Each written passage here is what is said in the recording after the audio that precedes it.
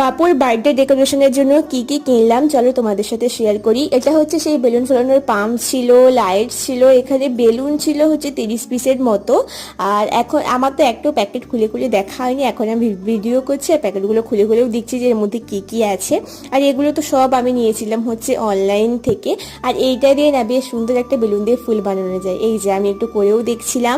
আর এটা হচ্ছে লাভ সাইজের সেই বেলুন ছিল, হার্ট বেলুন যেগুলো বলে, 4-5টার মতো ছিল। তারপর তো আমি আর সোনা চলে গেছিলাম হচ্ছে বিকেলের দিকে একটু বাজারে, তখন কিন্তু একটু হালকা হালকা মেঘলা মেঘলা ওয়েদার ছিল। তারপর এখান থেকে নিয়ে নিলাম পাপুর জন্য কয়েকটা চকলেট। তারপর চকলেট কিনে নেওয়ার পর চলে গেলাম হচ্ছে এখান থেকে আবার বার্থডে টুপি, বেলুন, আরো অনেক কিছু কিনেছিলাম ডেকোরেশনের জন্য। তারপর ওগুলো সব কিনে নিয়ে পাপুর জন্য এখানে খাবার কিনতে চলে গেলাম। তো এই ছিল আজকের ভিডিওটা, চলো ভিডিওটা এখানেই এন্ড করছি। দেখা হচ্ছে নেক্সট মিনি ব্লগে, ততক্ষণে তোমাদের সবাইকে টাটা বাই।